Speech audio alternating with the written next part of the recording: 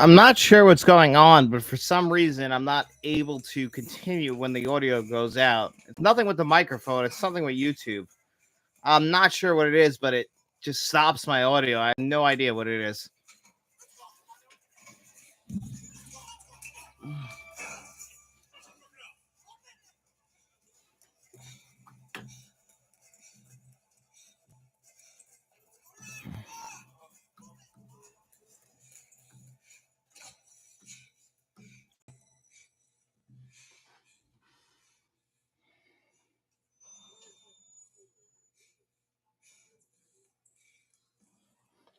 Let me know when you guys are coming back in.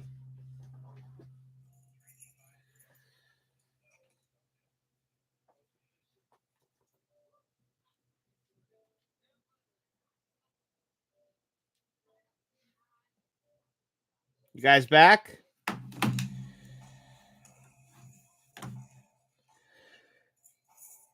Hello, what is this? We're watching Terminator 2, Dakita. I'm back, Rogue One wrote. Rogue One, could you do me a favor, buddy? Let me know what your time is on the movie, because I kind of paused it by accident. I'm at 5107 on my movie. 5107. What are you at, buddy?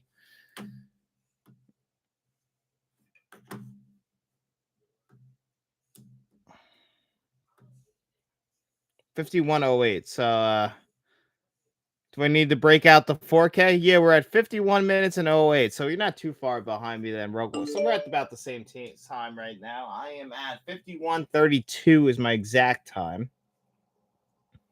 at the current moment. This is a beautiful shot. Hopefully everyone can come back in. I don't know why it's doing that with the audio, Rogue One. For some reason, it just cuts the audio off. It's something with YouTube. I don't know what it is. Because it's nothing with my microphone. But for some reason, I can't adjust the audio as I go. I can mute it, share it, but that's it.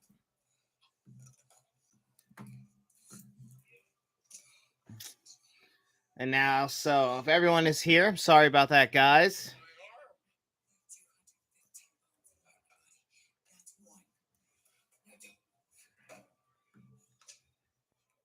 Thanks, Rogue One. I appreciate it, buddy. Sorry about that. I don't know why it's doing that.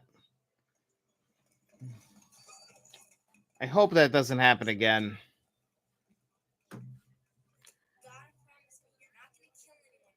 And if you're watching this now and it happens again, what we'll have to do is, unfortunately, it looks like there's some sort of audio issue with YouTube. So if we have to go back, if the audio goes out again, I'll just start another live stream over, and just to avoid any conflict.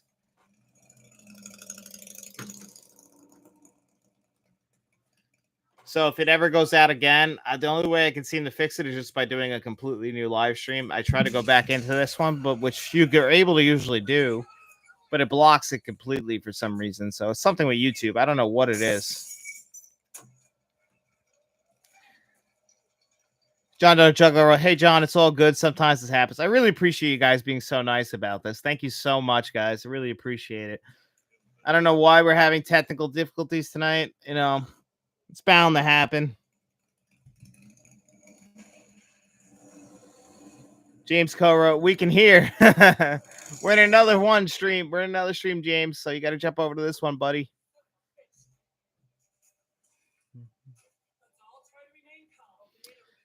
You know how painful that is to have a needle stuck in your throat like that? I can only imagine.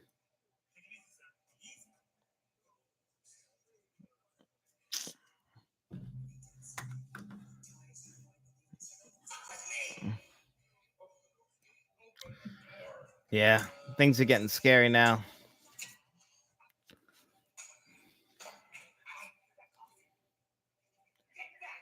I never noticed that guy was like, look how white his shirt is. I never noticed that you can actually see his wife beater underneath it.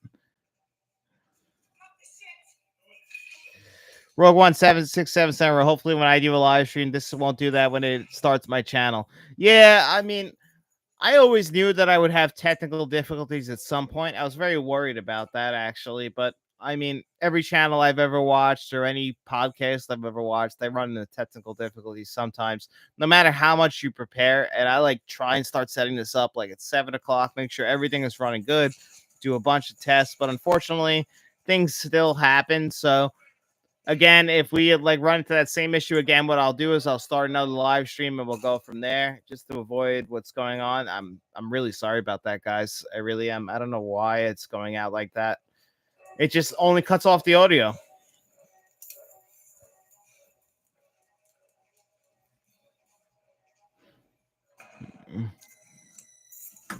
Now this is genius. How smart she is.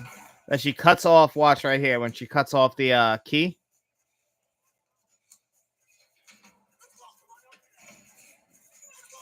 Genius. Right there. Genius.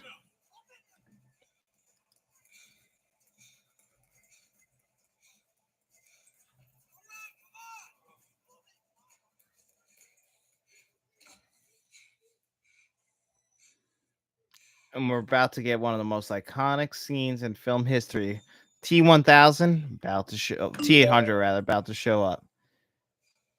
This motherfucker is a big brain, Rogue One wrote. Yes, I agree. If you ran into a T-800 like that, how scared would you be? Like, think about what she's feeling. The last time she saw that thing, it was trying to kill her.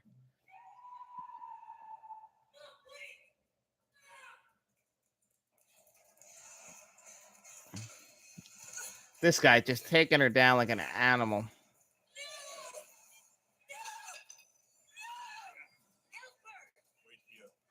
Smart.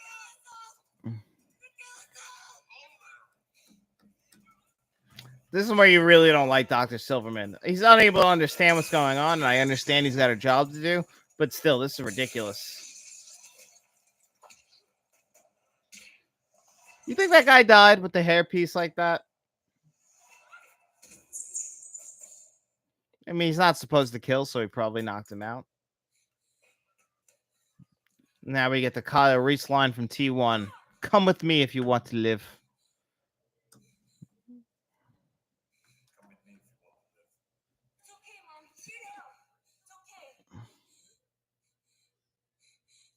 There it is.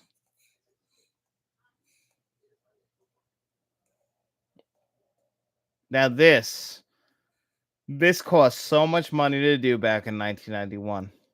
This was a big deal.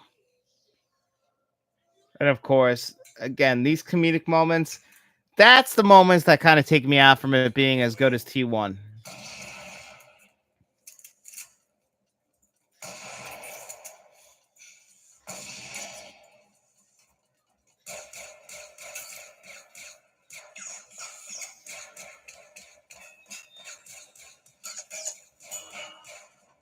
Now running in there like this. See, him being able to turn the sharp object like that is genius. Now that sound, I feel like they reused that sound in Jurassic Park. The same team worked on Jurassic Park. They worked on T2 just a couple years earlier. Stan Winston. I feel like those sound effects are very similar to that. Very good sound though.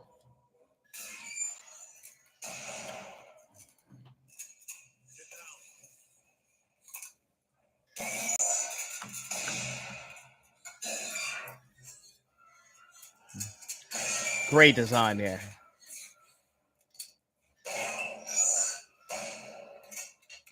Man, lighting looks really good in this scene. And you got to think this is really hard to control, especially in the environment like this. To pre-plan this, very hard to do.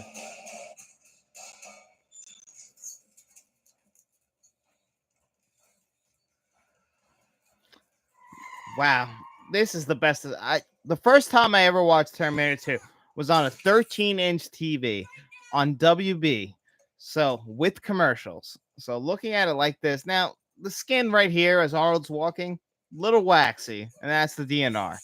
It's a little unfortunate, but still better than the 4K.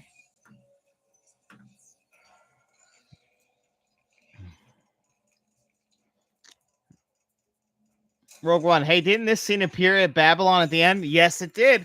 So Babylon, if you guys haven't seen Babylon, at the very end of the movie, this is a spoiler alert. At the very end of the movie, they do kind of like a montage of like what film is, because Babylon is paying homage to film history at the very end of the movie. The whole movie itself is paying homage to old Hollywood. But they're going through the history, and they use a lot of James Cameron movies, including Avatar. But one of those movies that they show is Terminator 2, one of the most famous movies in film history. Terminator 2 was such a big deal in 1991, it can really not be undersold how important this movie was. Not only for CGI, 2 years before Jurassic Park, that's where a lot of people look at CGI as the turning point. But I think they only used 7 minutes of CGI in this movie out of a 2 hour and 15-minute movie, and you're like, okay, that's not a lot. But for what technology was becoming, and if you've ever had to render a video, what they had to do back here in 2000 and well, not 2000, 1991 is unbelievable. It's just really impressive, like combining it with the practical effects and the CGI. And look at it here, like this right here at the very back of this car as he's hanging on. This stuff is practical, but combining it with the CGI to make it look a little bit more glossy, it's just so impressive. Kevin Kruger, can you recommend any good books on the making of the Terminator movies? And Rogue 167 wrote, Jesus, that CGI, while counting doesn't age well, but Kirsten reminds me of Pepis Man. Yeah, I'm not going to lie, as a fan of this movie, there are some CGI issues, but you got to remember 1991. Go back and watch Tron, and you'll see some real bad CGI issues. But for the most part, because it's not relying on the CGI, even when it's bad, it's not that bad. And Kevin Kruger, as far as recommending books, so Shamrock Balls, aka David, has told me that there is a great novelization of the making of both T1 and T2 that are really great, that have images in it as well, like big books, like tabletop books, and they go into both the making of T1 and T2, and supposedly they're way better than any of the making of documentaries. So I recommend those. I actually have to grab those myself. He sent me the link, Shamrock Balls. I have to grab those myself to check out. I think that those are, me personally, I haven't checked them out. I've only watched documentary videos on the making of. I haven't read any books myself, but I do have to grab a bunch of them because T2 especially, and looking at this image right here of his interface, much improved from T1 to T2 just because we could actually read it now. And T1, it looked very digitized, and it's of the time, 1984. 7 years between this, and then we would go another 12 years to T3. So big gaps between all the sequels. And Rogue One wrote, hey, I'll be right back, guys. Dinner time here. BRB. Where do you live, Rogue One? You got dinner this early? For us here, it's 9:30 at night. But no problem. We'll keep running it.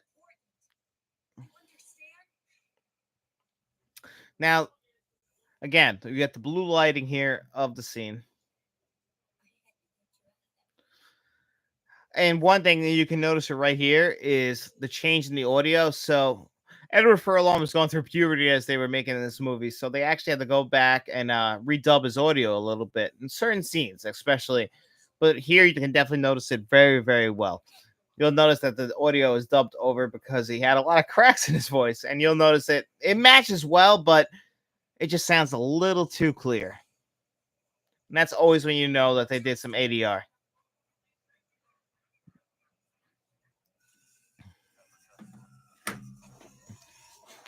This guy just walking back like nothing happened. And watch. Hey, it's a nice bike. Again, blockbuster moments. Those moments, that's why T1 gets the edge for me personally. This looks beautiful.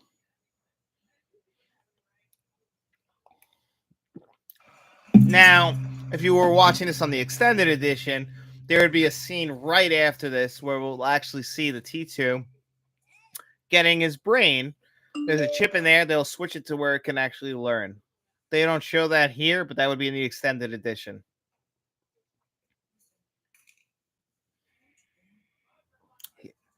Detailed files.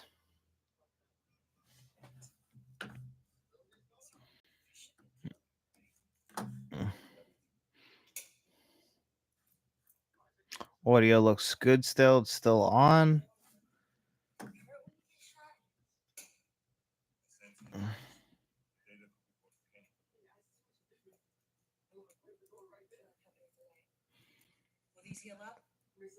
So we did obviously this is a theatrical version, so we had this in.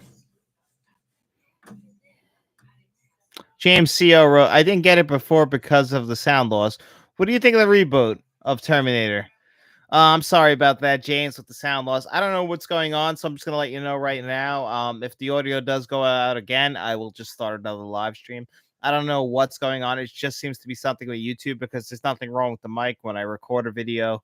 After going out of YouTube, it records fine. The mic picks it up. Everything seems to be fine. I don't know what's going on. But what do I think of the reboot? If they ever do a reboot, I'll be disappointed with it.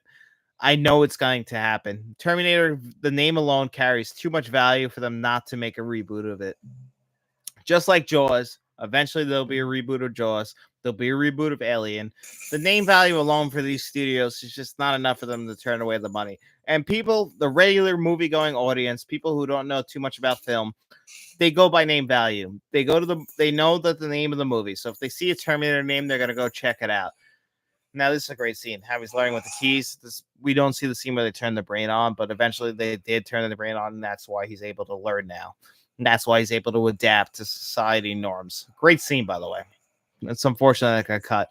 But yes, if they do a reboot, I will be very disappointed. I just know that it's going to happen. All famous films eventually get remade. RoboCop's got a remake. Total Recall's got a remake. It's just inevitable. Now, I'm not happy about it, but it's going to happen. It's just unfortunate that it does, but I understand. Hollywood is a business. Everything is a business. I wish it wasn't, but unfortunately, the world runs on money and the Terminator name value. It's enough for them to justify remaking it. One studio executive is going to walk in and he's going to go, you know what? It's been a while since we've had a Terminator sequel. You know what? It's enough's enough. Arnold's 86 years old. We're going to remake this movie once and for all. Hasta la vista, baby. One of the most famous lines in Terminator history. And Kevin Kruger wrote, "When was the extended version first released? What is that extreme DVD?" James Cole, you're right. Too much rebooting. James, I'm sorry, man. But yeah. I mean, it's just Hollywood feels really lazy now. Unfortunately, like CGI, they're very reliant on that. Like when you watch a movie like this and 2 years later with Jurassic Park, Stan Winston combines his practical effects with CGI. And when you combine it with CGI, it's less noticeable. Also, putting it and shooting it in the dark, it's less noticeable that it's bad CGI. And nowadays, when you read about what's going on with these visual effects studios and how they're being overworked and overwhelmed and not being paid enough, you don't understand what happens. But using practical effects, you got to use it as a tool. It's more than just what they use it for. Like it's important for these actors to be able to actually use something that's really there. This line is a great mean. People, I mean.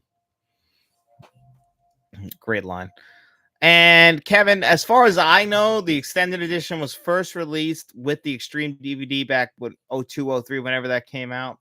And that version of the film, it's probably the best version of the film. The Extreme DVD had a really nice, it's the first version of a slipcover I ever had. It was like a metal casing that went over the DVD. It looked like almost what actually, let me show you guys. It was almost like this metal material, but it was the entire DVD casing. Like the rest of this is plastic, but it had this same exact metal on the front. So that's what the Extreme DVD was. And for me, that's still the best physical release of Terminator 2 we ever got. Yes, the quality does not compare to what I'm watching right now, which is the Blu-ray version that's downgraded from the Studio Canal 4K scan. This or the Studio or the regular Skynet edition are the best versions I've ever seen. But that DVD, that's the first time I ever saw the extended edition.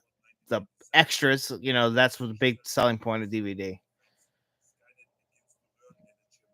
And you see Linda here learning. She's listening. DL wrote, "I had the 4K scale books. Good to pop that one in. LOL. Well, don't worry, DL. I got it too. And I also had the same Blu-ray, 4K Blu-ray beforehand.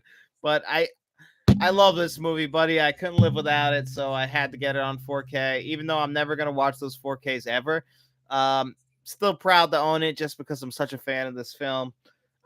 This is the third time I've watched this movie this year. Like I don't really have to pay attention. I've watched this movie in my lifetime.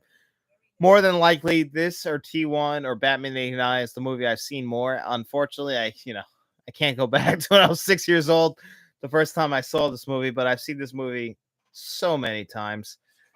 Never gets old. Still one of the greatest films I've ever seen. Easily in my top 5 of all time. James Cameron. No, it's a shame because James Cameron gets a lot of flack now for what he does, but he made T1, he made T2, True Lies, The Abyss, Aliens, all great movies. Titanic.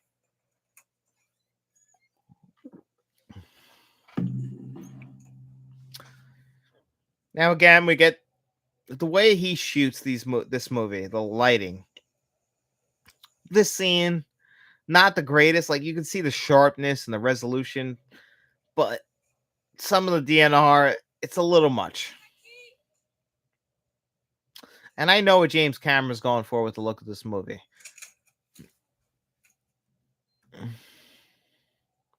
James Coe wrote, "What is your favorite scene in T2?" We haven't gotten to it yet, but I love the scene where they're going through the office building with Miles Dyson. The Miles Dyson's holding on, like breathing his last breath, but he goes to the edge and he's shooting that minigun, which I feel like it's a Predator throwback. That would be my favorite scene, James, in T2. And DL wrote, definitely my favorite too. Top 5, something about it that you could just watch it over and over again, never get sick of it. I agree. This movie is special.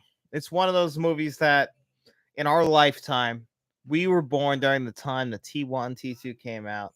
Now, unfortunately, this came out before I was not that much longer than before I was born, but I wasn't able to actually see it in theaters. It did have a re-release in 3D, and that's the scan that's on the 4K, and that's why we have all the faults that it has. It was really designed for theaters. At the tail end of 3D in theaters, I think it was like 2018. Passing around tequila. Now, this scene is funny because he does something similar to this in actually Kindergarten Cop, grabbing a kid by the overalls and looking at him 1 year before this. So you got to wonder if it's an homage. Did James Cameron ever consider directing T3? From what I understand, like he thought about it, but the thing with James Cameron is he never really wants to do many sequels. Yes, he did Aliens, but that wasn't his film. So I believe that this is actually the only sequel to any of his films that he directed. Oh, wait, no, I'm sorry. Avatar. He's really in love with doing those Avatar sequels. But before that, T2 is the only sequel he ever directed. And from what I understand, he didn't want to do T3. Like, T3 came out 12 years. So we went 1984 T1, 1991 T2, 12 years later T3. And then we didn't get Salvation to 2008. And Genesis, I want to say, is what? 2011, 2012? And then we had Dark Fate in 2019 or 21. I can't remember for sure. But whenever it came out, we haven't gotten the sequels. And every single time James Cameron comes out, endorses the sequel, says, you know what? Even though I didn't make this, it's a great film. Even for Terminator Genesis, he did that. And Terminator Genesis, horrible film. But T3 did the same thing. T3 is pretty good, but I think they really would have benefited from using the Brad Patel theme at least. I get you can't. Now, this is a Predator throwback. That minigun, Jesse the Body Ventura for Predator, same gun. Look at the face. Now, these are the blockbuster moments that I'm talking about. And this is what separates T2 from T1. T1 feels like an indie, down, gritty, dirty horror thriller, while this feels like a blockbuster moment. That's a blockbuster moment right there. Cigarette hanging out of her mouth. Now, we have these badass moments, but that's what I think separates it from T1 to T2 and why I think T1 is the better film overall. A little bit more focused. I get that this movie has to be a crowd pleaser, and believe me, they made enough money. I still love this movie, but just in comparing the two. Now, watching these two under the car, these father-son moments. Let's see how he's caring about Kylo Reese here. These moments, these heartfelt moments between the two of them.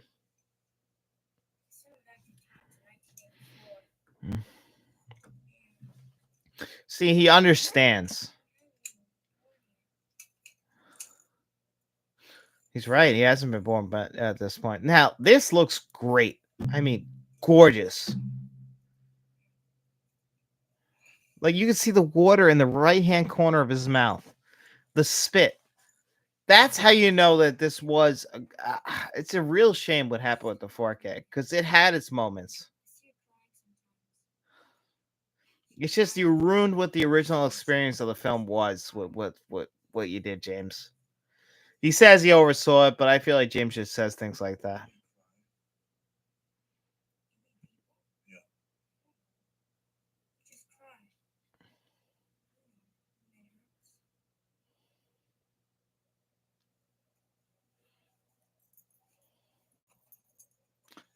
Like this is actually probably the best looking scene I've seen in the film.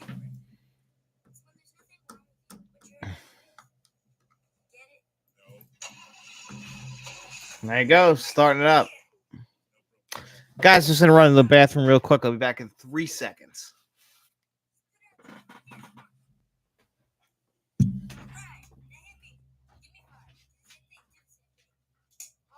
Hi, Faith.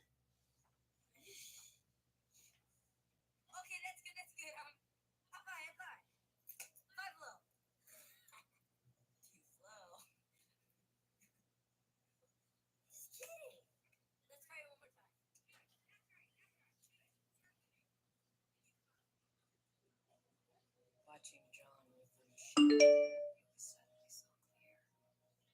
Terminator would never stop. It would never leave him. And it would never hurt him, never shout at him or get drunk and hit him or say it was too busy to spend time with him. It would always be there. And it would die protecting. All right, back. Sorry about that, guys. And again, I'm sorry about all the audio issues tonight. Don't know what that is. Hopefully, it never happens again. Kevin Kruger wrote, I'm curious what the title 4K will look like, what the Titanic 4K will look like. Well, now I didn't get to see it in theaters, but this new 4K scan was screened back in February for its anniversary. That's the same scan we're going to be getting on disc this year. I heard good things. I heard it looked great because they did show it in Dolby theaters. So that means that's the same scan with Dolby Atmos, Dolby Vision. So I imagine that it probably does look pretty damn good. So my best guess, we'll probably get a good 4K. It comes out December 5th. I pre-ordered it. I didn't get that special edition. It's a little bit just too out of my price range, but I'm very excited about it. And I think they did a great job, I'm sure, from what I've heard at least. I'll let you guys know for sure myself what I think of that Titanic 4K. Titanic, it's not my favorite James Cameron movie, but I love the score. I love the theme song. Special effects wise, what he did with that movie is fantastic. Obviously, comparing it to a movie like T1, T2, it doesn't work, but Titanic is still an all-time classic. And John Doe Juggler wrote, is it blasphemy that I like T3? John Doe Juggalo, it is absolutely not. I have always loved that movie. Now, my most recent rewatch, I watched it with a critical eye, and I thought it had some flaws, mainly in the fact that it didn't use the Brad Fidel score, but I still really, really, really like T3. I really enjoy that movie. Obviously, I would like Edward Furlong back, but overall, T3, especially the ending of that movie, is fantastic. I would still probably T3 and Dark Fate are jockeying for position for the number 3 film. Salvation, a little bit further back in Genesis. It's not an abomination, but it's very disappointing. I love that we get Linda Hamilton here in her waitress uniform from Terminator 1. That is awesome, with her hair all blown back like that, blown out. You gotta imagine that was cool for her to do. This scene is great. I love it. Brutal. Now, if you guys notice, these are miniatures. Look at that. You can clearly tell. Miniatures.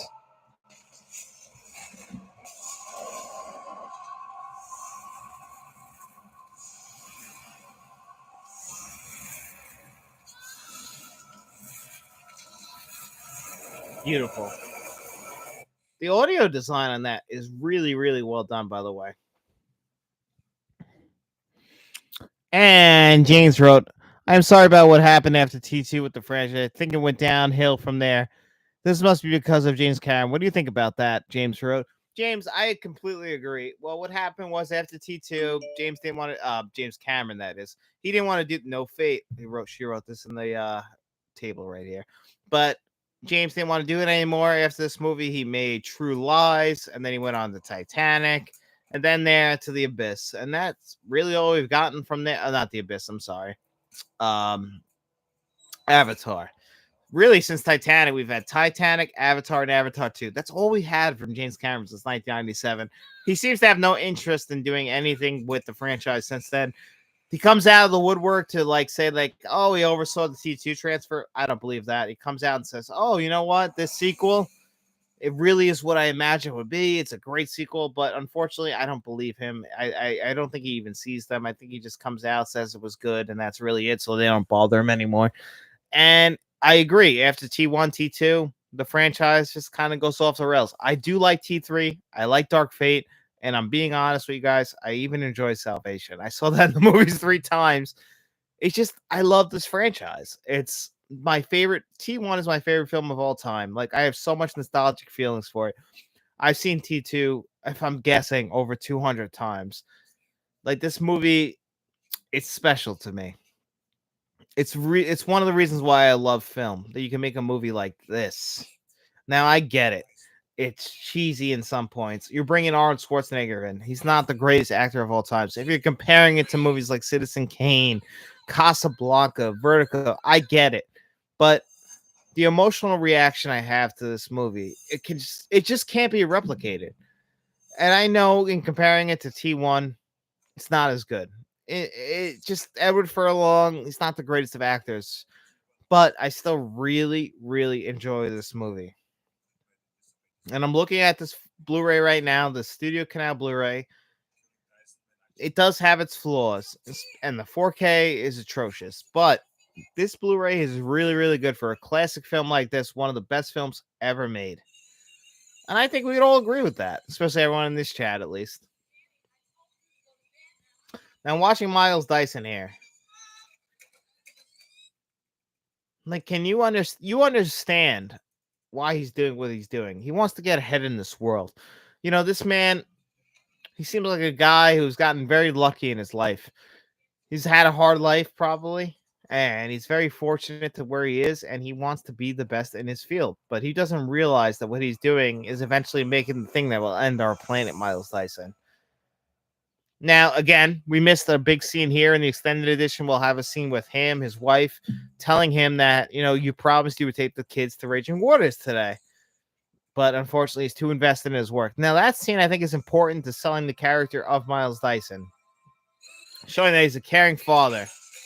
Like here, we don't really know that he's a caring father. We know that he, you know, he says Danny in an emotional way, but we don't know that he cares about his kids as much as we do if we would have had that scene with him talking about Raging Waters. Kevin Kruger, would you like to see a Terminator movie that takes place between Terminator 1 and Terminator 2? You know, I kind of would like to see that. I don't know if it'll involve Terminators though, because we don't really know. I guess we can see it in the sense that maybe a Terminator interacted with other characters that weren't Sarah Connor and John Connor, but I don't know if I want to see that. Only this, I mean, let me be honest. I would love to see that. I just don't have faith in Hollywood studios to actually replicate the magic that they got with T1 and T2. I would love to see the story of what Sarah and John were doing, a really grounded story without Terminators, but they'll never do that because unfortunately you can't sell that film. Would I love to see that? Absolutely, 110%. Now this scene is great. Look at this kid trying to protect his mom. Is that a Minnesota Twins hat, by the way? They live in LA.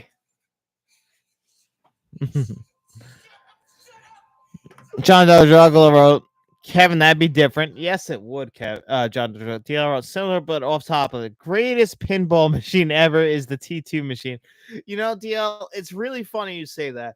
I remember that machine very, very well. And my cousin Matt, who used to run this channel with me, I think he might actually had it at some point. He really collects all the memorabilia for this movie. Like he says T1 is his favorite, but I think he really does lean towards T2 with the amount of memorabilia he has for T2. Also, just off topic in the sense that look at Sarah Connor backing down from this. Can't believe that this is what she is doing, what she has become, a monster, just like the machine. But unfortunately, she believes that what she was doing was right, but she can't bring herself to kill what is an innocent man. Miles Dyson means well, but she has the power of hindsight, even though it's the present day, but because she knows what does happen. She doesn't understand that this guy who does care for his family, he doesn't mean to cause this pain and damage. He's just trying to get ahead in his work life. We can all relate to that. But yeah, that pinball machine is great. I've played it myself personally. Terminator 2 does have a lot of merchandise as well as the trading card game that came. Well, not it's not a game, but the trading cards that came out in the early 1990s for the movie. Great marketing material. My cousin actually, Matt, who used to run the channel, he bought the whole entire set. Kevin Kruger wrote, I like to see a movie about this origin of Skynet, how it was created, and the first line of T-1000s. Kevin, I would kill to see that. I really feel like, unfortunately, though, will we get it? Probably not. I think but it's Fox's fault what happened with the Sarah Connor Chronicles. That would have never happened if they didn't mishandle like the time placement of it. They were moving it around too much. But I would love to see an origin story of Skynet because that happens because we know that Cyberdyne systems exist in this world after the Terminator. We see it in the background. Like what happened for them to start investigating? I would love to see that T-1000s. Like what made them decide to start making this T-1000, this model? I mean, a movie like that could exist and it would be very, very good. But the problem is, only people the Terminator franchise fans of that would probably come out to see it. We've seen with their box office returns. I do feel like we're kind of, as Terminator fans, we're kind of becoming a niche audience, just like the physical media market, We haven't had a great Terminator film since 1991. I do, just like John Doe Juggalo, like Terminator 3. I saw that in the movies. That was a big deal for me.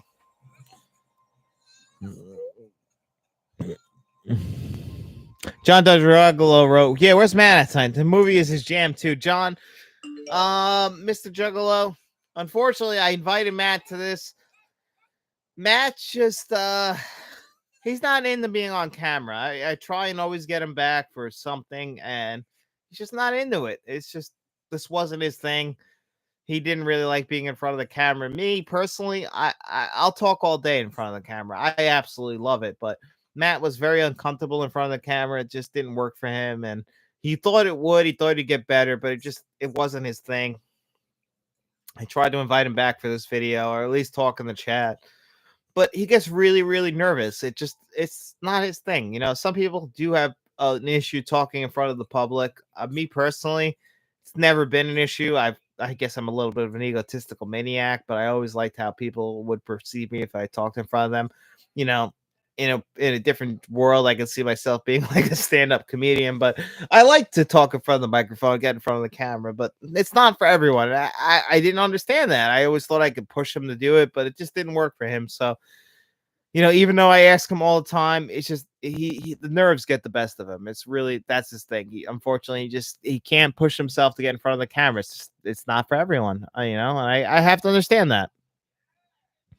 And DL wrote, what did you guys think of Terminator show, Sarah Connor Chronicles? I thought the show started, but really good going into season 2. And of course, it was canceled. Yeah, DL, unfortunately, I really liked the Sarah Connor Chronicles. I was totally into it. It came out at a great time for Fox. They had 24 still at the peak of its, everyone loved 24. We had Prison Break going on, the Sarah Connor Chronicles.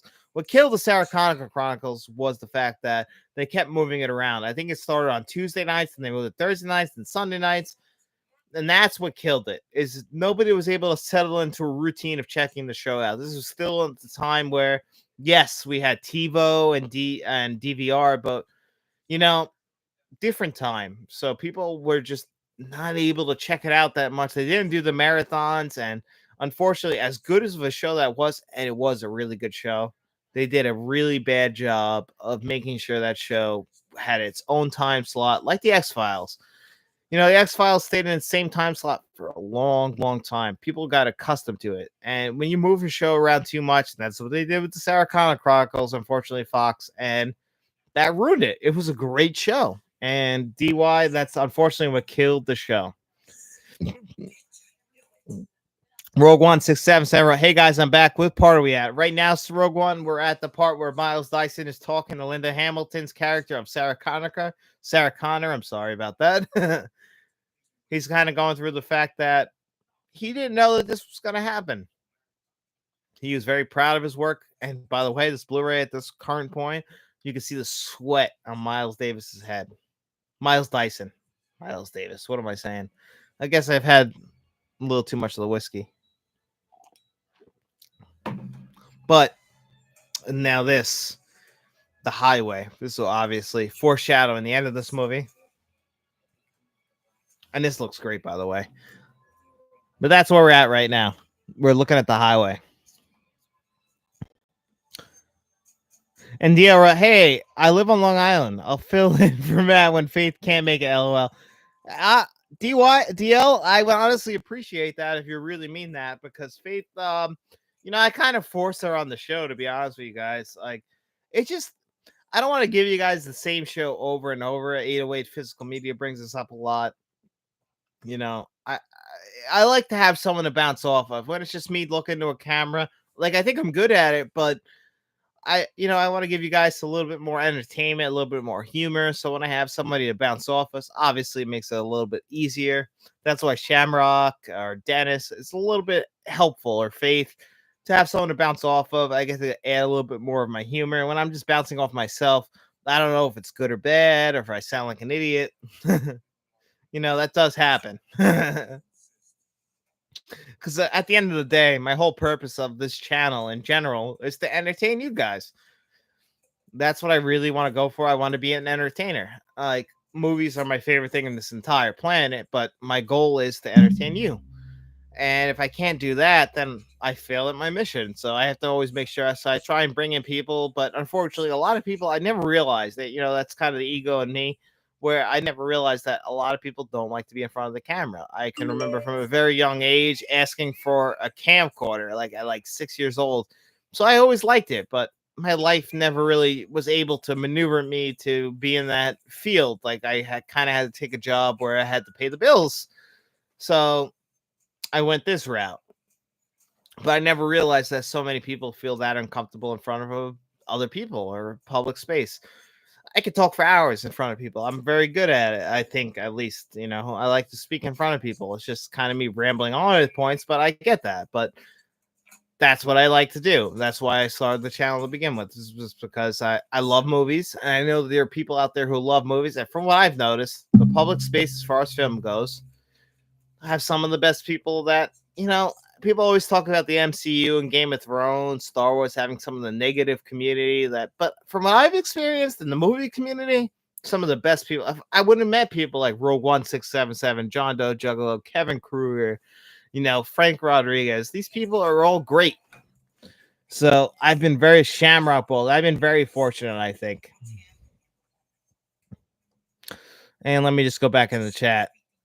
Rogue One says, hey guys, what part of the movie are at? I got that. James comment, what is your thoughts about this extra season TT2? I like them. The one where he smiles. Yeah, as far as that goes, James, I prefer the extended edition. I really like those added scenes. I prefer them to be in the film. But, I understand why they were cut. Like, obviously, watching his brain get switched to the learning abilities, I know why that was cut. But I personally would have liked that in the movie. I'm watching the scene with you guys as well, where he's shooting the grenade launcher. Beautiful scene, by the way. But yeah, I love those extra scenes. I wish they would have kept them in. I get why they were cut. That's the edition I prefer to watch, but I know that the theatrical cut more available to everyone. Sorry if I'm yelling; it's just very loud in my ears. Matt was very good. I didn't notice the shyness. Yeah, the DL. Yeah, that was kind of like me, like kind of hyping him up. I was kind of like, obviously in front of the camera, it's not seen as much, but behind the scenes, Matt was just, he was getting very frustrated. He got very scared of talking in front of you guys. He worried about how he'd be perceived. And yeah, he was good. I thought he was good in front of the camera. I thought I was hyping him up enough, but it just didn't work for him. And even like trying to get him back, he's like, he doesn't miss this at all. Like, even if the channel didn't work out, I love movies so much and I love reviewing movies. I love the art of film criticism. That was like the big thing for me. I have always loved that from a very young age. I loved watching Robert Ebert and Gene Siskel. Like, I love the art. Like, I think there is an art to film criticism, and I always loved that. I always wanted to be a part of that. I just never saw how. Unfortunately, the life that I live, I come from a pretty poor upbringing, so I never was able to like imagine that being a possibility for me. But I always loved the art, and Matt just he couldn't get behind the being in front of the camera thing. We tried, but I understand. He's my cousin still. I grew up with this guy, and I still love him more than most people, and I understand why he wasn't able to do it. And I like to see Dennis on a Let's Talk episode. DL, yeah, same here about Matt. Yeah, I'd love to bring him back. That's fortunate for Matt. Watching your older vids, it feels so different. Yeah, I hope that eventually I can bring Matt back and convince him.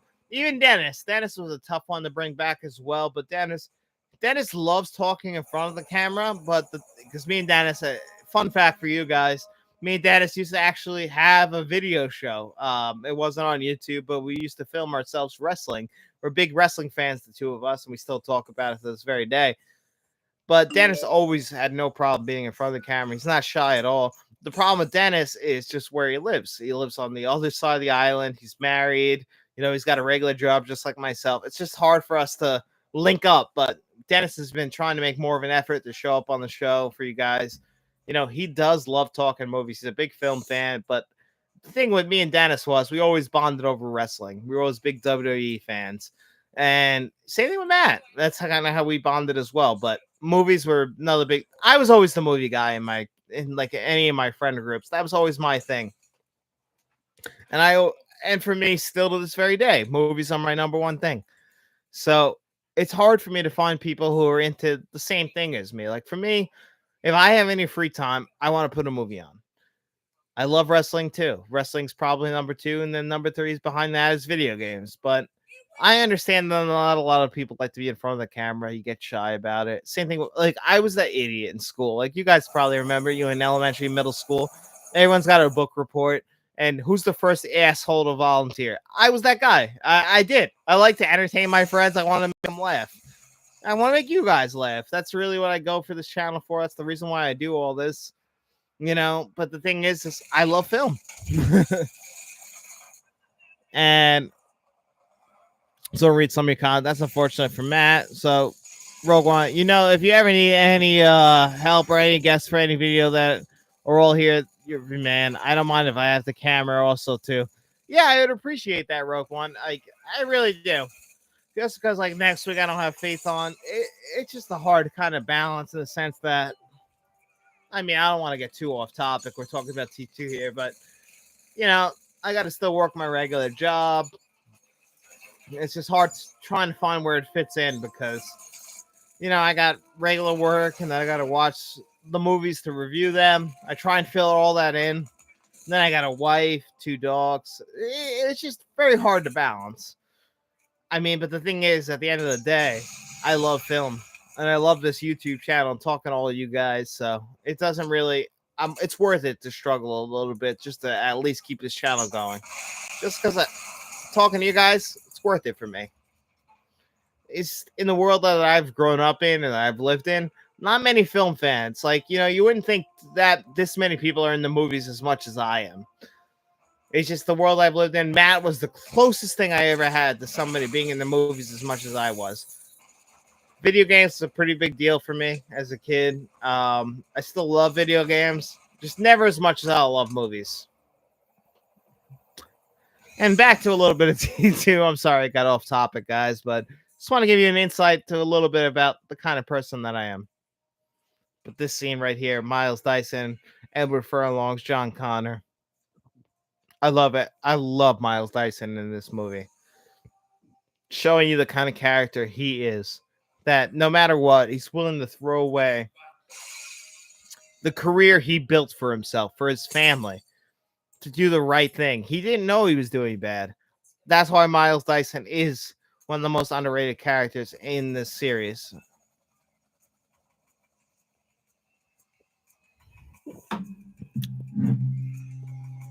Now this scene is great as well.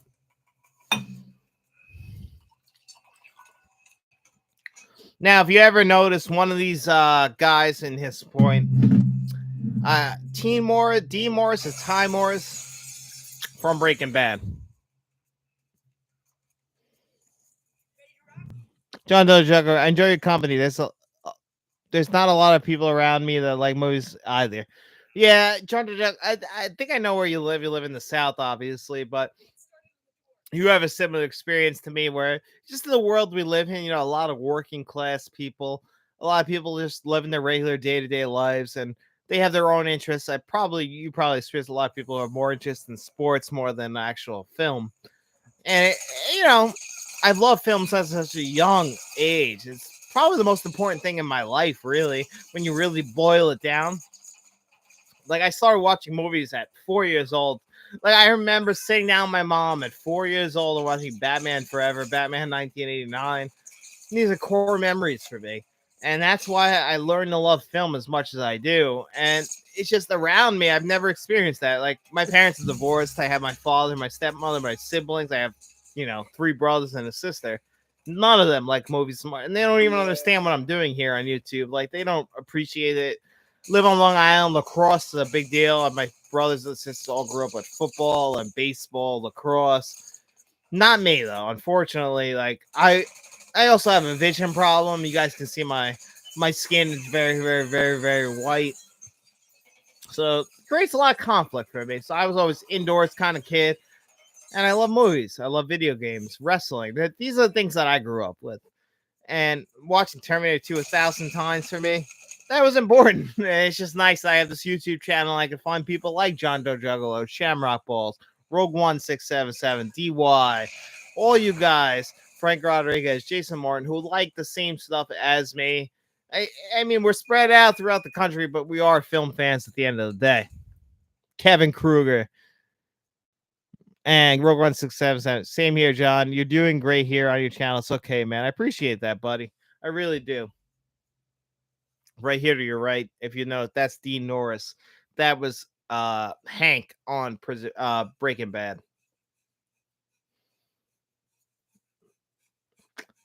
You can notice from the bald helmet as well. Now, I used to think this was cheesy, but this is probably very realistic. How he's breathing very heavy, about to drop this. Dean Norris again. That's the voice you hear right now.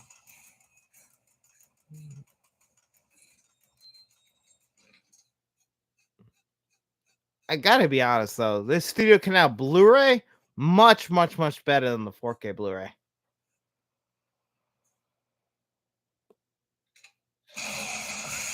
Gorgeous.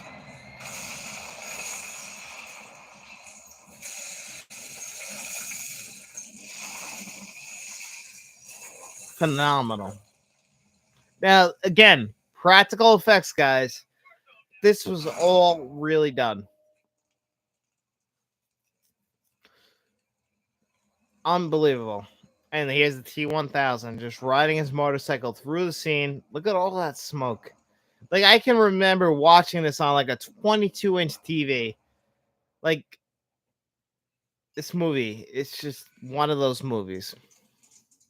And I know that people don't really care about action movies as much.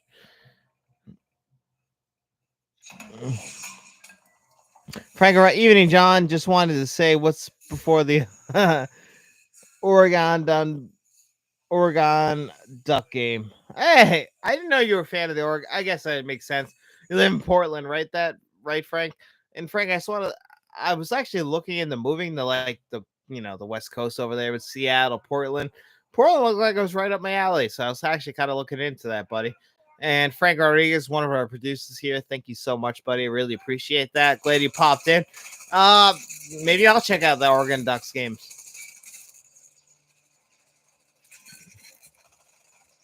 Frank Rodriguez, one of our longest supporters, by the way. Great guy. Great family, man. Yeah, you're not going to take down the Terminator. Taking out legs, though. Really smart man.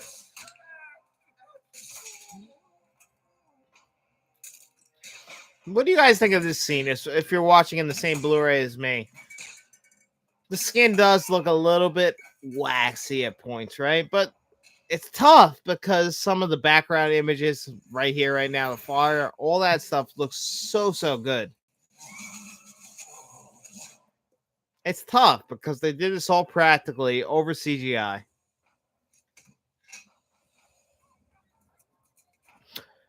The grenade launcher.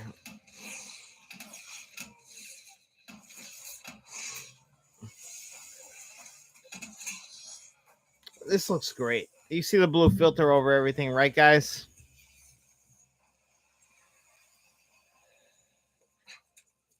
Oregon is to live in the Portland metro area. You're in. Oh, sorry, it's kind of popping up. You're an hour away from the beach and the mountains. Yeah, Frank, me and Faith have been kicking around the idea of moving, like maybe possibly the city, New Jersey, Pennsylvania. I've looked into Oregon, Seattle. It's just we live in New York. It's becoming a little bit too tough for us, unfortunately. You probably see on the news how expensive New York is, and it's really taken a toll on us. So we've been looking at different areas, and I've heard Oregon is one of those like very underrated areas that people don't talk about too much, mainly because you're Seattle, then Washington area, then right underneath it, California. So people don't talk about Oregon too much. Even the Trailblazers. I know you're a big Trailblazers guy and 49ers guy, but we've been looking into the Portland area, Seattle. This, living in New York, it's just becoming more and more expensive. A little bit, it's too hard for us. Even though we don't have kids, and you have kids, and it's got to be harder for you compared to what we have to go through. But it's just getting tougher, and we're looking into possibly moving to the, possibly the West Coast or even the city here in New York, just because we'd rent and compared to like what we have. We own our house right now, and might sound silly selling our house, but it's just becoming more and more expensive. This is a great scene. I love this. Get Out. This is right out of T1. Right out of T1.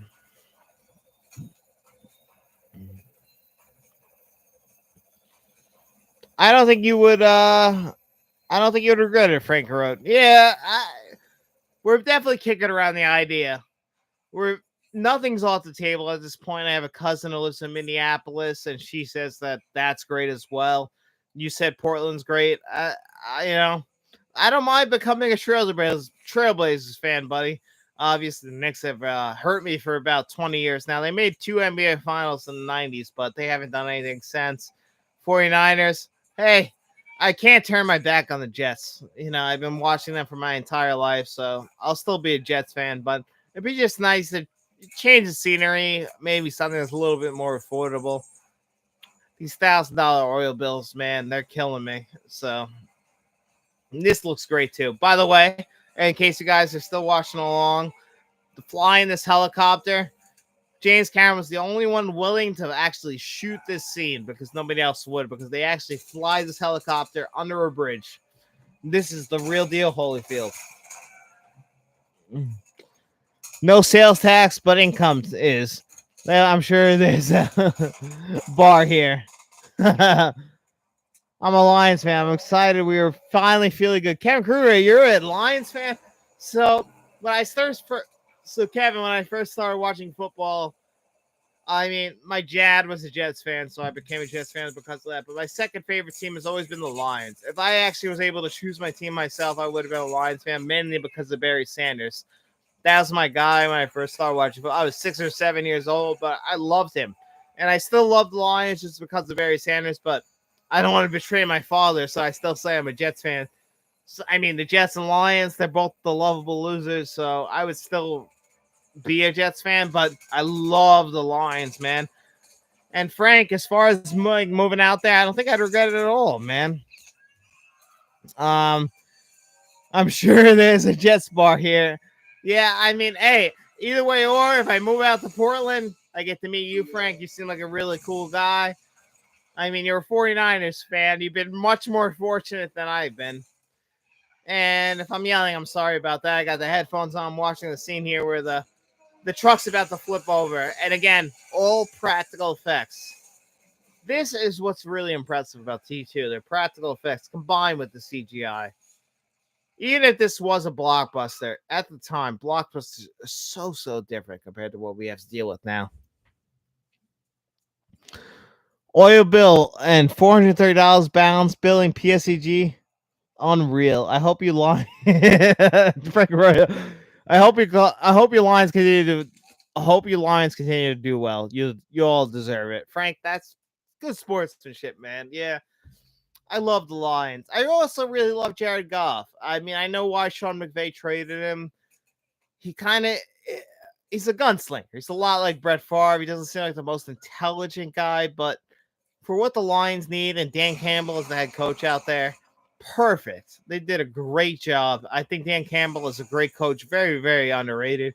Jared Goff. I also love, Jahmyr Gibbs, one of the best. You guys have some great wide receiver core, great tight end.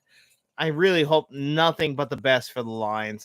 I mean, I'm a Jet fan first, but number 2 would be the Detroit Lions. If I could pick my own team, it'd be the Detroit Lions. So I really want them to do well. And DY just wrote, great score. Love practical effects over the CGI stuff. Yeah, DY, that's my big thing. Like, I love modern movies. I see a lot of people right on our channel that, they don't love modern film. I love modern film, but the CGI, yes, it takes me right out of it. I prefer practical effects 9 out of 10 times. Back in the early 90s, late 80s, when they first started using CGI, it was special. It was a combination of things. Now they shoot too much in front of CGI, green screens, and you feel it. You feel like the actors aren't acting with anything, and you can see the actors are having a hard time, especially with the prequel trilogy. The actors have a hard time acting in front of anything, and it really is very disappointing. And again, guys, I'm sorry if I'm yelling, but I got the headphones on. I'll take them off real quick, just so it sounds like I'm talking in front of a microphone. Still have the headphones on, so I'll put one on so it doesn't sound like I'm yelling. Sorry about that, guys. But I'm watching the movie here and, really enjoying it as well. But thank you guys so much, everybody who's joined in on this live stream. Thank you all so much. It really means the world to me. You guys are all great. Thank you, Frank, for letting me know about Portland. We're looking into a bunch of different things. And DY say $430. DY, I had an $1,100 electric bill because of the summer. I mean, I can't afford that. Like, I have a regular job that it's not a terrible job. I live on Long Island. Like, it's a decent job, working for a big beer distributor and all that. But it's tough, man. It really is. Just to pay for everything. Everything just keeps going up in money, whether it be gas, food, oil. It gets rough. So, we're kicking around every idea. Nothing's off the table. Like, we own our house. Like, we don't own it outright. Obviously, we have it financed through the bank. But we're kicking around every idea. Like, should we sell it, rent in the city? Because I also want this channel to grow. So I want to review as many new movies. And the city always, I have New York City right there. I can watch movies earlier, reviews out earlier for you guys. I just don't want to let that stuff go. So everything's on the table. Let me just go back into the chat here. I hope you like. Let's see. Where did I leave off? Frank Rodriguez wrote, there's nobody. Oh, I'm sorry. There's obviously some bad areas like any city. I technically live in I'm sorry, buddy. Trying to look at the tackle. Technically live in the Belvedere, nice suburb area. Rogue One Road. Yeah, Frank, that's one thing. I don't know if I should live in the city or the suburbs area. I own a house now, but just me, Faith, and 2 dogs.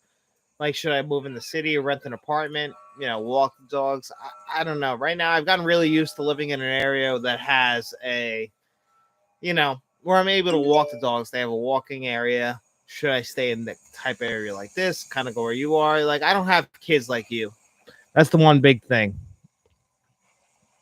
Maybe one day I'll have kids, but I don't know. Row One wrote, the effects are still badass to this day. You're 100% right.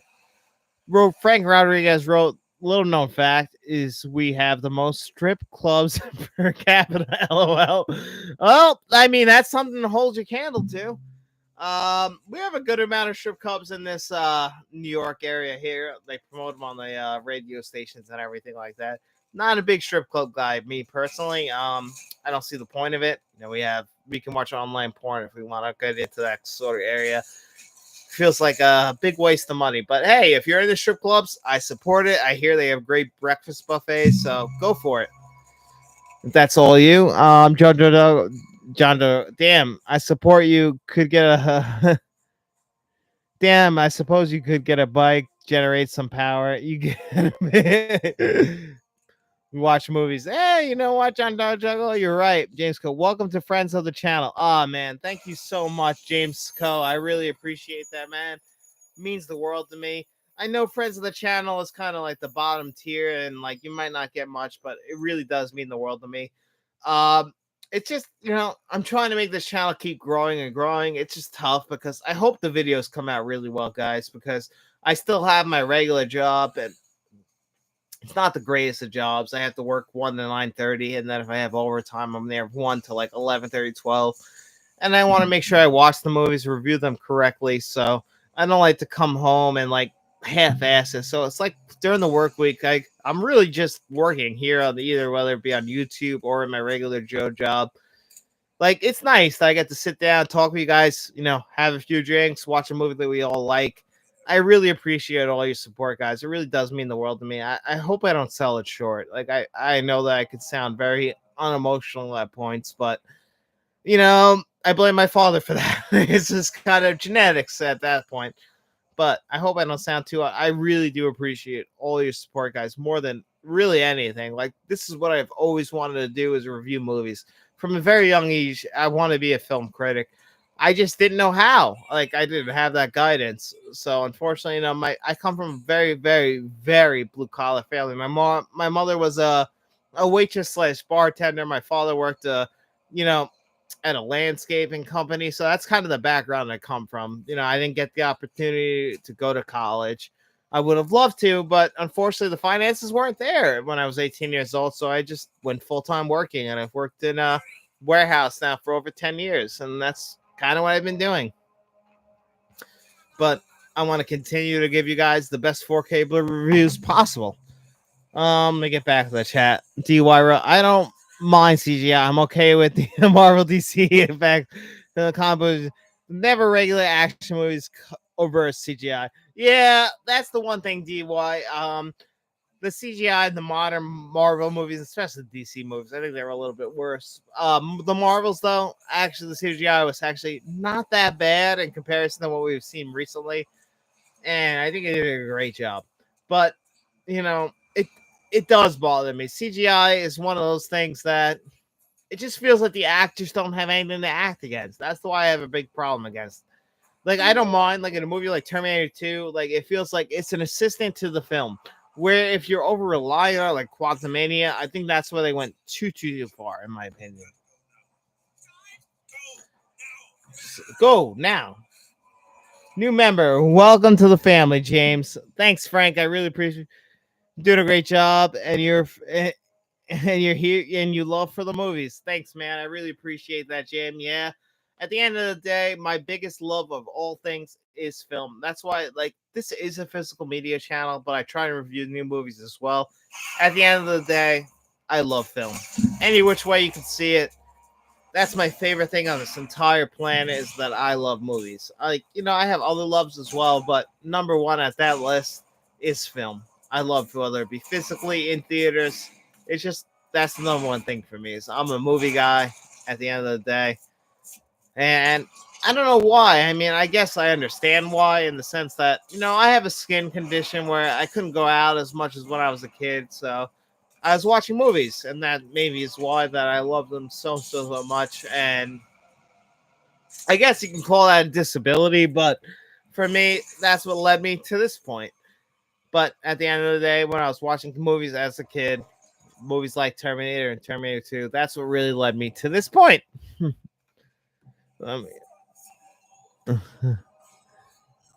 and J- and Frank family, Vin Diesel me. Cheers, Terminator for John. Definitely watch season 2 of Logan. It was pretty fucking good. Yeah, Frank, I'm gonna get around to that. I heard it was great.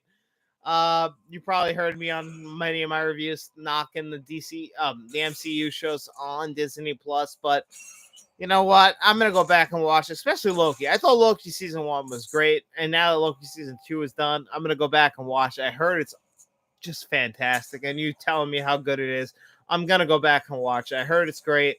I definitely want to check it out. As long as I hear it's good, it just feels like too much content with the MCU, and especially the MCU content on Disney Plus. It feels like it's a little bit watered down, a little that special feeling. But I'm definitely gonna check out Loki season 2. I'm gonna run the bathroom quick, guys. I'll be right back.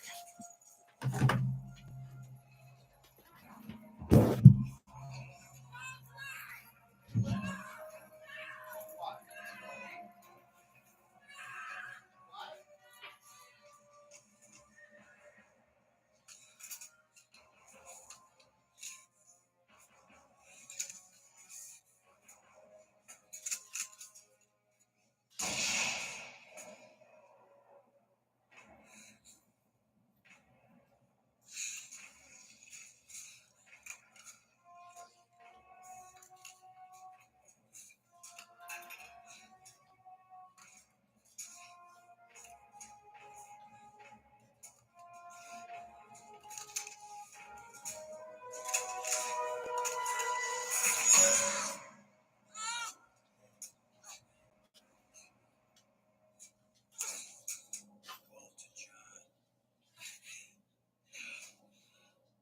I know this hurts. Call John.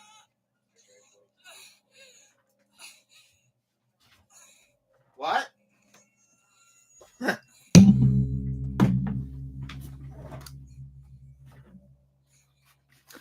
Sorry about that, guys. I'm back. Call to John now. See, wow, Frank, you really think that season 2 is better than the first season? I really enjoyed the first season a lot, actually. I'm gonna have to really watch that. I mean, we have Disney Plus because of you guys remember Matt, but Danielle has it, his wife, and we kind of splits all the streaming services. Like I give him my Max, gives me Paramount Plus. We share Peacock right down the middle, mainly because of wrestling. Speaking of wrestling, I know that some of you guys are into wrestling, but I'm a big wrestling fan, and we just started rewatching Raw and WCW Nitro from 1996, and we're kind of watching it in order. I don't know if you guys are into that, but if you're watching along, like that'd be pretty cool. I mean, I was thinking about doing that on the channel, but I don't know if you guys would be in that. You'd have to be a wrestling fan. This is brutal, by the way. Watching the T1000 just destroy the T800, like you realize how heavy that is. It doesn't look like it, but it really is. Frank Rod, serious message. My wife asked me why I collection physical media, and I told her collecting movies brings me positive memories of my father. Frank, I completely understand that. Now, I don't have that same feeling. My father, on the other hand, he wasn't a film fan. He's still alive, but he's not really in the movies. Even though we have a tradition in my family of going every Thanksgiving, we go see a movie in movie theaters. That's just because my family is divorced, and I'd go with my father on Wednesdays. We go see a movie every year. We'd have dinner, and then he would take me back. Like we'd go home Wednesday night, and then I have Thanksgiving with my mother.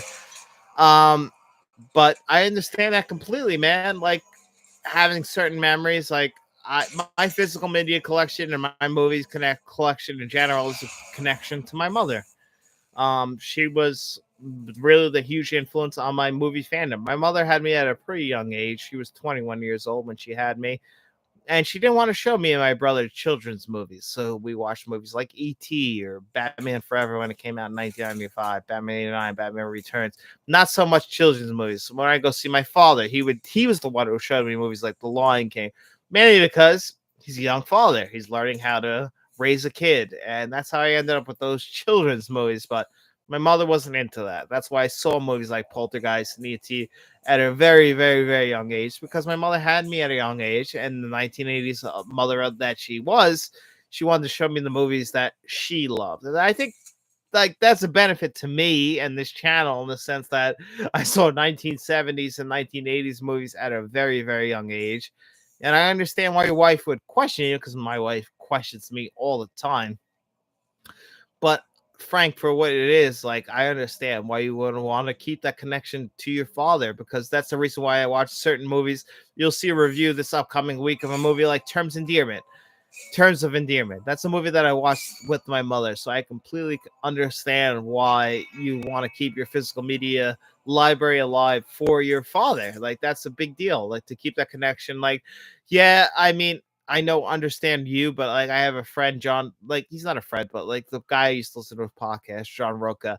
He was a big connection to his father. Movies like Amadeus, and like movies like that. Like, it does keep that nostalgic feeling alive. Like, as the older we get, we kind of lose that a little bit, and it's sad in a way, but that's how life is. We can't go back. We can only go forward.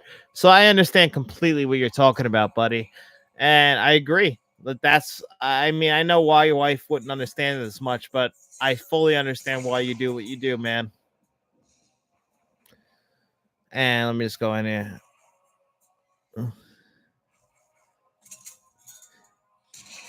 John Doe Juggler, will you keep all the services of all the physical out of way to stop password sharing?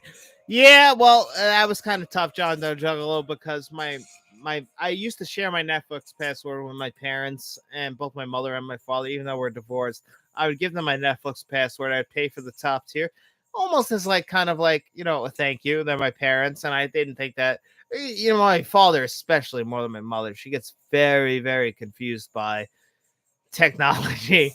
Both of them do. But so I felt like, all right, I'll buy Netflix and share the password with them. But even to this point, I still share all my passwords. Me and Matt, we split Peacock, Paramount, Shutter, but I still try and share as much passwords as I can. I don't really care.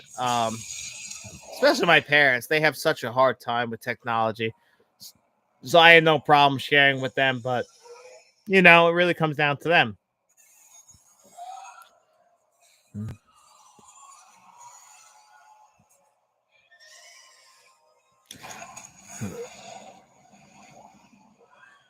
Frank Harris wrote, "Yeah, the Goofy Me has strong sentimental to me. A great father son movie." Yeah, I can see that, Frank. I know you're a father. You have your kids. Unfortunately, I'm not a father, so I can't relate. But I don't like to let my father down. I'm always worried about, like, I love my father. He's a great man. I know he means well. He's hardworking. He works still this day at almost 60 years old. Works 60 hours a week on the railroad, and I really don't want to disappoint my father. And I always feel like that. I have that relationship, like Goofy's son to him with his father, where like I was getting older. My father wanted to show me stuff that he loved, and I was like pushing back on it. And now at 31 years old, I kind of regret it. Like, my father was always there for me. He's a great father. He means so, so, so well. But he has to. Terminator died. Very, very sad moment. This movie used to make me cry, but I understand what you're going through, Frank. Like, trying to share with your kids. Like, I can't imagine that. I'm not a father. Like, I have two dogs, and like, I care for the world for them, but it's nothing compared to what you care for your kids. Your kids in like 20 years are gonna look back at these moments that they have with you, buddy, and they're gonna look back at the movies that you shared with them, and they're gonna look back and say, you know what, that this is what my father loved. Like, I look back, like, my father is a big sports fan, and when I look back at my father watching Jets games with him, Notre Dame's games with him, and like looking back on that, those were special moments for me. And I know they meant the world to him, and I don't want to let him down. And I imagine your kids are the same way. They don't want to let you down, and you don't want to let your parents down or your father down with your physical media collection. Those are special moments that you can't like get back. Like, when I watch that guy John Roca, when I've talked about him here on the channel before, but he talks about Amadeus a lot and how his father and him had that connection with that film. My father's a big Breakfast Club fan, so when I look back at John Hughes movies, like, my father's not a big movie fan. I got that from my mother and my father, but when I think of the Breakfast Club, I think of my father, and that's just one of those things. So I just want to I understand that. And James co-wrote the same thing here, Frank. My father died back in '97. I'm sorry, James. My God, I miss him. My Here comes also from my father. Gone with the Wind, Ben Hur, and so on. Yeah, I personally, James, I don't have that connection with my father. My father is not a movie fan like my mother was. Like my mother had me, like I said earlier, she was 21 years old, and she had this big thing where she didn't want to show her kids movies. So when I was younger, like I even though I was only born in 92, like the reason why I like 70s, 80s, and 90s movies is because of my mother. Like she refused to watch kid movies. Like she wouldn't do it. So all the kids movies, like The Lion King, that's from my father. Like he just going by, like, hey, it's 1994. I have a 2-year-old son. I'm gonna put on The Lion King. I'm gonna show him that. My mother, on the other hand, in 1994, is like, well, fuck that. I'm putting on Batman Returns for him. I'm gonna put on like that's what I want to watch. And my mother just didn't know like that stuff is gonna stick with me. Like showing me Poltergeist in 1998 it's probably a bad choice, but at the end of the day, it made me the film fan that I am, and I understand, Frank, why you would have that connection with your father over movies like that you guys grew up with. Like your father, if he was a film fan, I don't know for sure, but if he was a film fan, showing you the movies that he loved, like I wish I had that. My father, like I love my father more than most people in the world, and he's just not a film guy. Even though we have this tradition of Halloween, of the Halloween, Thanksgiving every single year, the day before Thanksgiving, the Wednesday before, we go and watch every single year. We go to the movies as a family and we watch a movie. Back in 1996, this started. We still do that. We're talking about watching the go see the Holdovers, the Hangovers this very year. And so that tradition's continued for almost 30 years. And it was just because I would see my mother on Thanksgiving and I'd see my father on the day before. The tradition was we'd see a movie on Thanksgiving and then we would go to the movies. And that was always the tradition. And I saw movies like Flubber, Toy Story 2, the first Harry Potter movie. Like these are things that meant something to me as a kid. I mean, my parents probably don't realize that shaped me into the film fan that I am today because so much of my life revolved around movies.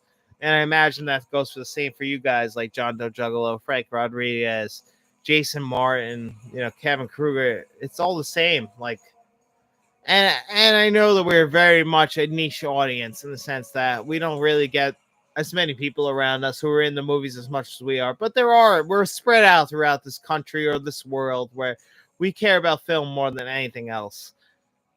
The thumbs up, man. That I remember the first time I saw that in my mom's room, making me cry. Love the film Ben Hur. It really is. Same here, LOL. Yeah, I know I got a little sentimental there at the end, but it's just that's how it was, for me as a kid is that's what made me a film fan. And at the end of the day, this is the end of the movie right here, but you know, the reason why movies mean so much to me is because they were always that calming feeling for me. I didn't have I had a good childhood, but life was tough. And movies were that warming feeling for me. This is the end of the movie, guys.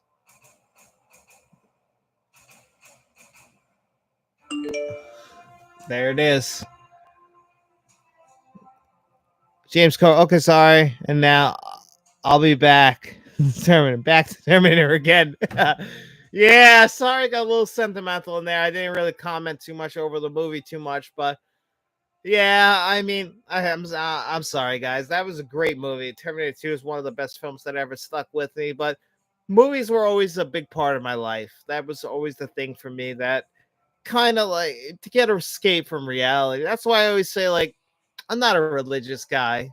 Movies are my church. Like when I go to a church, when I go to a movie and I turn my phone off, and for 2 hours or 3 hours, I can watch a movie, forget about reality. And I imagine that's the same for a lot of you guys. You probably care about film as much as I do and the art form. And, we all have different art forms that we love. Like, I love sports, video games as much as the next guy. But at the end of the day, movies. A movie like Terminator 2, like this, like it's special. Gives me nostalgic feelings, reminds me of my childhood when, maybe times weren't the greatest, but I could always turn on T2 and enjoy myself. So I hope that you guys are able to experience that the same way. And Frank, I hope to God we get a different transfer of T2 someday. Frank, I couldn't agree more. The T2 transfer of this movie is just absolutely horrible. And I can finally take my headphones off, turn them, I'll put them over here on the floor for a second. But yeah, I hope we get a T2 transfer because, honestly, that Blu ray, not bad. Way better than the Skynet edition, which is a really good Blu ray as well. But over the 4K, and there it is. If you guys are still playing the credits, there it is. Guns N' Roses kicking in. Uh, Maybe one day we'll get a transfer again, but I hope so. I don't know if we'll get it anytime soon. Billy D wrote movies, video games, and wrestling for me. And then Frank wrote, John, have you played Alan Wake 2? So far, that's a damn good game. Nope, mine just ended. All right, Rogue One, we're at the same point then. We're all over.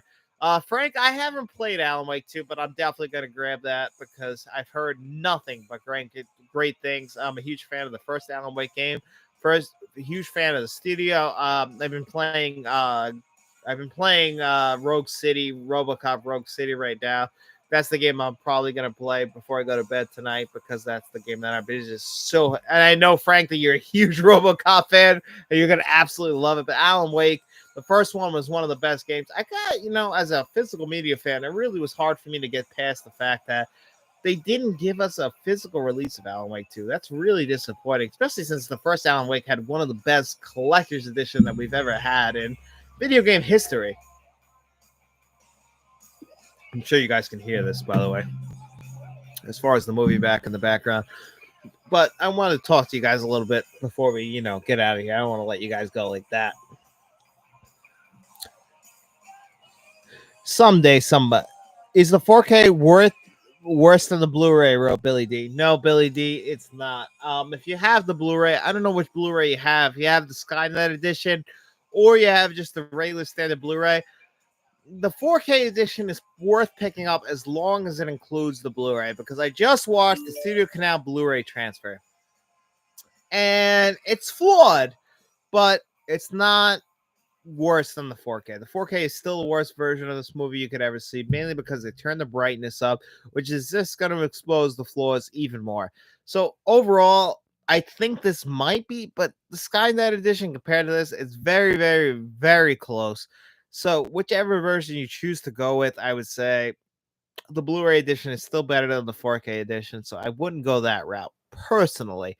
Now, it's worth trying for yourself just because you never know. You might like it. You might prefer the DNR. I think it makes the skin just look too waxy. Me personally, that's the one big flaw of it is the skin tones. Now, yes, it does look sharper, but you're gonna notice those skin tones, and they look really, really, really bad, in my opinion. At least, let's see the next comment. RoboCop is the game I'm playing, Billy D wrote. Yeah, Billy, great game. As long as you're a fan of RoboCop. It's a double A game. It's not the same as a triple A game, so it's not gonna look as good as a regular triple A game, so I don't expect that. But it feels like to me like what an Xbox 360 game is. It's still very, very well done. The story is very much catered around the RoboCop fan. The sound effects, same thing. Just shooting that A90 at somebody, just blowing their body parts off of them is just absolutely fantastic. It's absolutely worth it as long as you're a RoboCop fan. Same thing with the Terminator game. If you're not a fan of it, you're not going to enjoy it. But if you enjoy if you enjoy those movies, I think you're going to really enjoy these games, especially the RoboCop game. I think it's definitely for you. John Doe Juggalo, dude, the RoboCop game is awesome. Yes, I'm glad you're playing it, John Doe Juggalo. It is absolutely fantastic. Frank Rodriguez wrote, Frank, what movies are you getting this Tuesday? I'm getting the Twilight 4K collection and the non-2. I'm also getting the Neon Demon and the Night House in a couple days too. So I'm getting the Night House, but for this Tuesday, I have ordered Terms of Endearment on 4K. Frank, I don't know if you've ever seen that, but Terms of Endearment, yes. It's very much of an 80s cheese movie, but it'll make you cry. I mean, it's one of my favorite movies from the 1980s. I absolutely love that movie. Stars Jack Nicholson. You have to see it. I hope you grab that. It's through the Paramount Presents line, so it might have some flaws on the 4K side of things, but the film itself, I was been waiting to watch this movie. I love Terms of Endearment. If you need a good cry, like get that emotional, like get those emotions out of you, Terms of Endearment will absolutely nail that for you. So I'm getting that this week. I'm also getting what is this, the 14th? What else did I get this week? What else is coming out this week? I know I got one more as well besides Terms of Endearment. I also the Last Picture Show from the Criterion Collection I have pre-ordered. You also have reviews on the channel for Scrooge and Trading Places. I'll have a bunch of those coming out this week as well. So there should be 4K reviews. I might also review Philadelphia this week, depending on how time goes or the holdovers. So we'll see how that goes. But I should have a lot of reviews out this week of new stuff. Um, Billy D wrote, I love the RoboCop game, right? If Billy D, if you're a fan of RoboCop, there's nothing better. It's only for RoboCop fans. Like if you're just a regular guy, you're not in the RoboCop, you're gonna hate that game because it does feel like it's like 10 years old. But if you're a RoboCop fan, that game is absolutely for you, and I can highly recommend it. I'm having so much fun with it. And as a fan of RoboCop in the 1980s, I can't ask for a better game than that. So that's definitely the one that's right up my alley. Frank Rodriguez just wrote today it was announced that both Terrifier 1 and 2 are getting a Steelbook 4K release overseas, pre-ordered on Amazon UK. Frank, just quick question for you. Are you able to I can't pre-order through Amazon UK here. I have to go through Diabolic DVD, which you recommended. But I would love to grab those if possible. Same problem with X and Pearl on 4K. I am not able to grab those right now. Do you have a different site other than Diabolic DVD that I can grab those through? Because I would love to, because Pearl and X are some of my favorite horror movies from last year. Pearl especially, one of my favorite films of the last 2 years. I can't say anything bad about them. John Doe Juggler wrote, do you have any idea as to when you'll be doing the member live streams? Will it be live tonight? So, John Doe Juggler, as far as the member live streams, um, this would have been a member live stream essentially, but because we only had 3 members going into this, I wanted to give like a preview stream, and eventually, like these live streams, these watch alongs will just be for members only. But we only have 4 or 5 members at the current moment, so I wanted to kind of give them a preview. So like guys, like people popping in here who aren't like channel members yet, I wanted to give them like a preview of what this will be. So essentially, I'll just be monitoring the live stream, watching a movie as we go along. Like I really didn't watch like Terminator 2, but I've seen it 1,000 times. So like same thing. So whatever we do in like December, maybe we'll do Christmas Vacation or like Rogue One or Kevin Kruger wrote, well, maybe we'll do Die Hard. Like we'll do a Christmas movie for December. So that's just got to be for members only, and they'll be able to watch the review. We also had audio issues tonight, so I'm glad we got to do a test run. I would like to figure out what the hell is going on with the audio. I do not know why it cuts out, and I'm not able to edit without restarting a new stream. Hopefully that's fixed by the next time, but more than likely in December, we are going to do Die Hard. Let me get this mod in the chat real quick. James Cole wrote, James, thank you so much for being a channel member. I really appreciate that, James. Hope Talk to Me with the Arm is one of them. Is the one from Umbrella. Great horror movie. James, I couldn't agree more. Let me see if I can grab to it.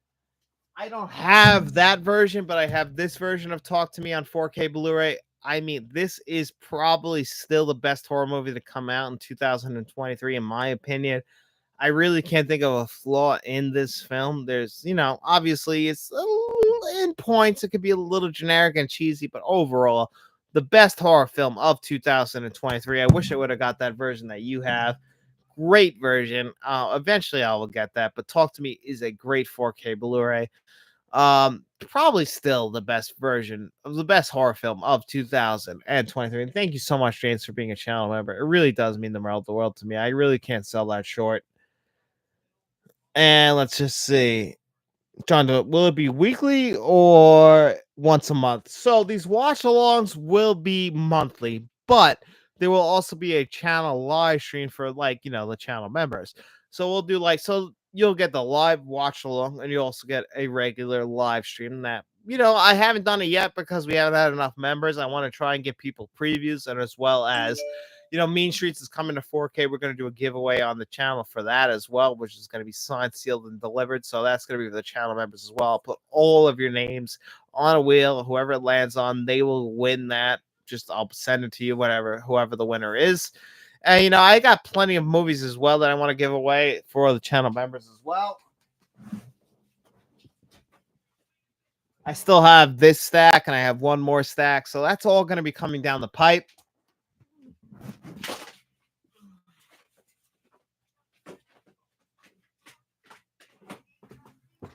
It's just hard because I don't want to disappoint the non-channel members yet. I want to make sure everybody feels like they're being included. So it's a slippery line to to walk at the current moment, but I want to make sure the channel members get their exclusive. So we'll be doing giveaways for them, their exclusive live streams, their exclusive watch alongs. But I want to give previews at least for this month and in December.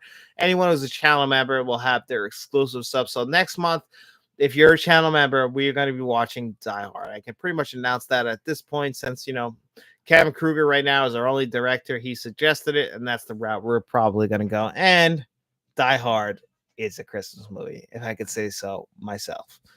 Die Hard is my favorite action film. Well, you know what, buddy? That's what we're going to be talking about. So that's going to be pretty damn cool next month.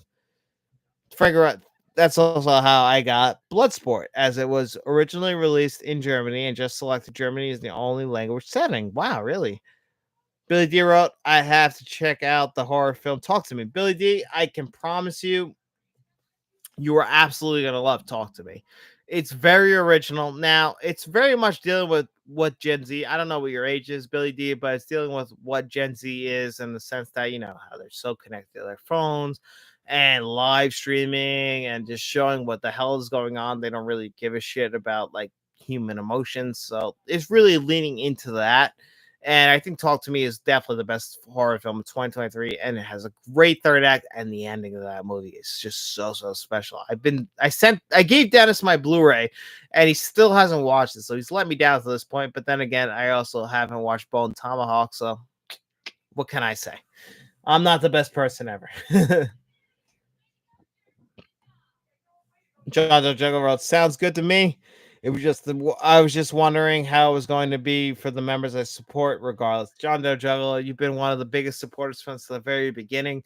I really appreciate it. Yeah, I want to do one of these live streams every 2 weeks, so we'll have one watch along every single month. So this month, obviously, was Terminator 2. Next month will most likely be Die Hard, since it was recommended by our director, Kevin Kruger.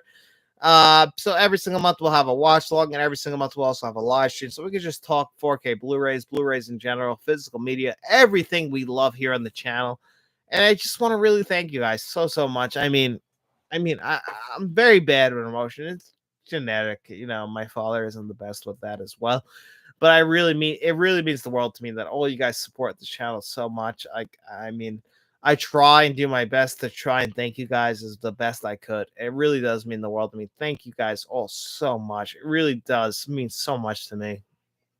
I hope that I can express it in the best way I possibly can. You guys are really the best. I really can't say I've been very fortunate. I see a lot of people I don't know if you guys follow Corey Jandrew, but he is a person on X and Twitter, and he's been complaining about people complaining about his Marvels review and how negative it was. And I've been very fortunate that I haven't had to experience that. I get some complaints here and there, but it's nothing compared to what other channels have to go through. And I just think it's just because I've been very, very lucky. And I don't want to take that for granted because I know a lot of people have people who complain all the time. And I've been very fortunate. I found some of the best people ever. And you guys really are. I don't want to sell it short. You guys seem like genuinely good people. And in a world where I've kind of gotten more cynical as the years have gone on, where I used to be a believer in people. I used to believe that people had the best of intentions. And at this point in the world, I can finally say that I found some of the best people I've been lucky. I really can't sell that short. I've been very, very, very, very lucky here on the channel that I found some really good people who are in the film just as much as I do. And I just want to thank you guys so much. Like, I hope I can express it. It's very hard to like bring out like put it in the words. But thank you guys really so much.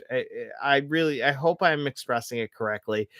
It really does mean the world to me. Like Kevin, James, John Doe Juggalo, James Co, the other James, Shamrock Balls, David, all of you guys. Thank you guys so much. Rogue 1677. It really does mean the world to me. I hope I'm expressing it correctly. I'm just, I come from a very, very, very cold Irish family, and we're not very good at expressing our emotions. And I hope I'm expressing it correctly. I just want to thank you guys all so much. Like, I hope I'm showing my love for you guys as much as I possibly can.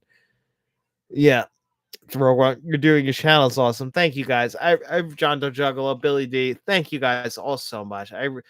You know, it's just hard. It's just like, I mean, I'm the one in front of the microphone. I get that, but it's just I come from a very cold as ice family, and it's hard for me to tell you guys how much I appreciate you guys. Like, I didn't think people were in the movies as much as me, and it took to the YouTube space for me to finally realize that you guys, like, you're out there. Like, there's people out there who care about movies as much as me, and I really want to thank you guys, everybody who's a channel member. Like, I hope I'm expressing it correctly. It's just I come from a very cold family, and I'm trying to get past that. So thank you guys all so much. It really does mean the world to me. I hope I'm showing it correctly. Um, Thank you guys. I'm reading all your comments right here. Thank you guys. I really appreciate that. John Doe Juggle, James Company, Rogue One. You guys really do mean the world to me. Billy D. Thank you guys all so much. Obviously we'll have more videos coming in the coming weeks. Let's talk physical media. If you're a channel member, you got it already. But tomorrow we'll have that out. We'll have plenty of reviews this week. We're gonna have let's see, we'll have Scrooge on 4K, Trading Places on 4K, The Last Picture Show on 4K, all reviews coming out this week.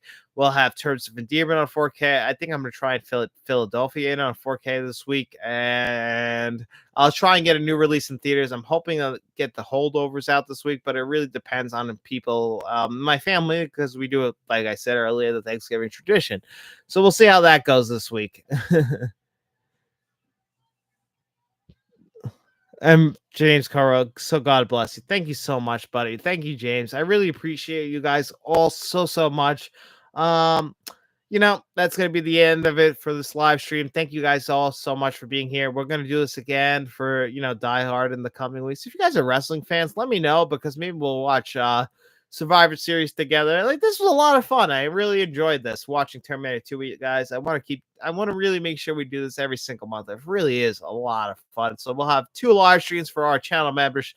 We'll just have a regular chat, and then we'll have a watch along. Next month's going to be Die Hard. And so I thank you guys. I'm going to get out of here, go to sleep. I got work starting. A big good night, John.